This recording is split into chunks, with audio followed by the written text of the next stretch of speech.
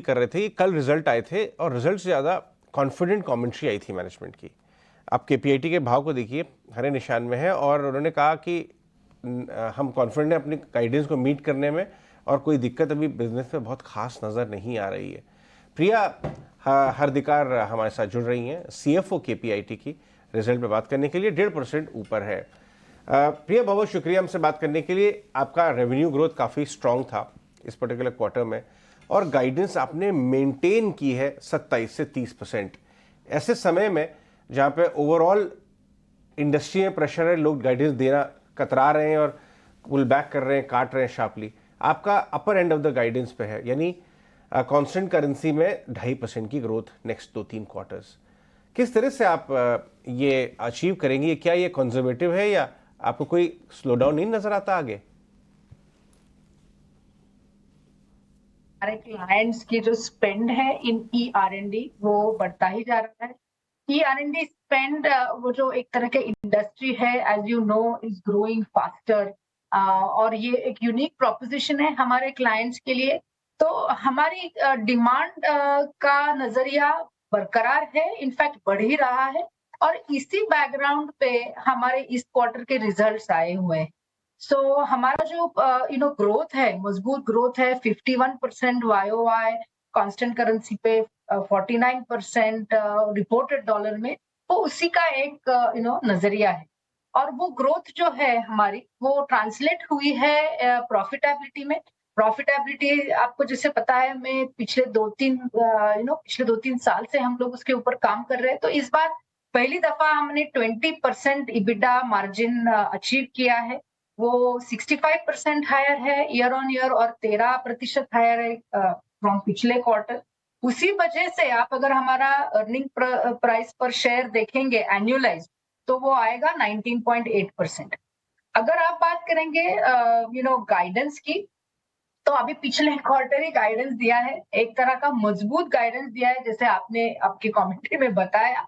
तो I think you should hold your guns. और आप अगर हमारी हिस्ट्री देखेंगे तो हम जनरली Q3 जो दिसंबर तक पूरा एक साल का नजरिया देखते हैं और अगर कुछ चेंज होगा तो Q3 के बाद ही हम करेंगे। अभी आप मुझे पूछेंगे तो ये साल का हमारा जो ट्रेंड है वो बरकरार रहेगा। हमारा कॉन्फिडेंस भी बहुत ज्यादा मजबूत है प्रॉफिटेबिलिटी और रेवेन्यू ग्रोथ के बारे में। मॉर्निंग प्रिया, बिल्कुल नंबर्स अच्छे, आपने अपनी गाइडेंस पर भी हमें अच्छी खासी, यहाँ पर भी एक कन्विक्शन स्ट्रॉन्ग दिखाई। थोड़ी और डिटेल समझना चाहेंगे क्योंकि हमने आपकी ओवरऑल जो क्लाइंट कन्वर्जन है वो पिछले के कुछ हफ्तों में किस तरह की रही है, यहाँ से बेहतर हुई है? क्योंकि आपने इंडिकेट किया था ये पहले भी कि कुछ आपके पास क्लाइंट्स है पर्टिकुलरली इन ऑटो सेगमेंट, वहाँ पर आपके पास मल्टी ईयर स्पेंड साइकिल है। अभी आपको याद होगा, पिछले 2-3 क्वार्टर पहले हमने 2 मेगा डील्स अनाउंस की थी। एक रेनो के साथ किया था, एक होंडा के साथ किया था। दोनों मेगा डील इज एक बहुत ही ज्यादा एक रिस्पॉन्सिबल और रीजन है कि हमारी ये ग्रोथ बहुत ही बरकरार है। और यो मेगा डील के साथ ही हमारे बाकी जो T25 क्लाइंट्स है, उनके पास भी हमारी जो एक तरह की रिलेशनशिप है वो बहुत स्ट्रांग है। हमारा काम उनके साथ एक डीप और वाइड जैसे बताया जाता है वैसा ही है। अपॉर्चुनिटीज उनके साथ बहुत ही स्ट्रांग हुई है, चाहे वो इलेक्ट्रिफिकेशन का एरिया हो या व्हीकल ऑटोनॉमी हो या कनेक्टिविटी हो या प्राइवेटाइजेशन, पर्सनलाइजेशन हो, डेटा मोनेटाइजेशन।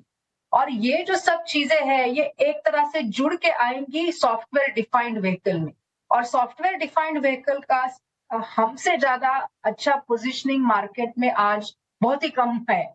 और मुझे बहुत आनंद है बताने के लिए, हमारे क्लाइंट्स का कॉन्फिडेंस भी हमारे ऊपर बहुत ही ज्यादा है।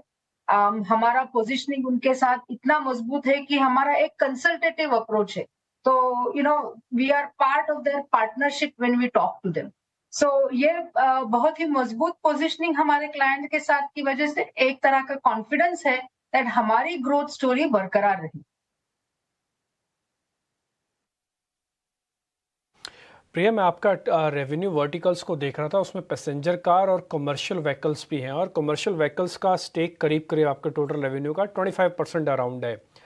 और अब ना कमर्शियल व्हीकल जैसे नहीं है, वो लग्जरी व्हीकल जैसे हो गया। अब तो लोगों को कई बार ऐसा लगता है कि गाड़ी की जगह, कार की जगह तो ट्रक ही ले लो, ज़्यादा अच्छा है, काम भी आएगा किसी और तरीके से भी। तो उसमें आपका रोल बहुत इंपॉर्टेंट है, क्योंकि आप जो कन्वर्जन कर रहे हैं ना उस कमर्शियल व्हीकल को एक लग्जरी जैसे फीलिंग देने में, वो बहुत इंपॉर्टेंट है। ये सेगमेंट आपका बढ़ेगा कितना, 25% से, और कितना बढ़ेगा? देखिए, कमर्शियल व्हीकल ये जो सेगमेंट है, अभी आपने किया, बहुत ही इंपॉर्टेंट सेगमेंट है हमारे लिए। हमारे जो क्लाइंट्स है, टॉप 5 क्लाइंट्स, उनकी भी ग्रोथ होगी।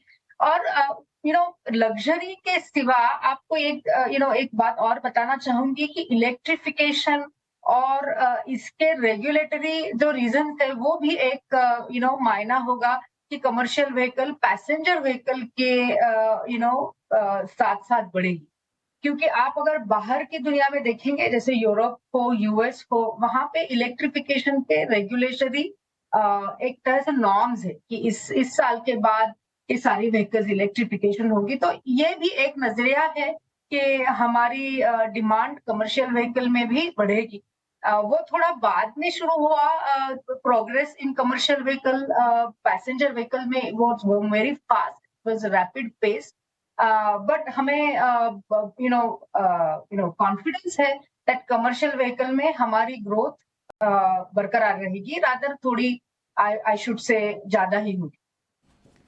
ओके, ऑल राइट प्रिया, थैंक्स वेरी मच आज समय देने के लिए, रिजल्ट्स पर हमसे बात करने के लिए।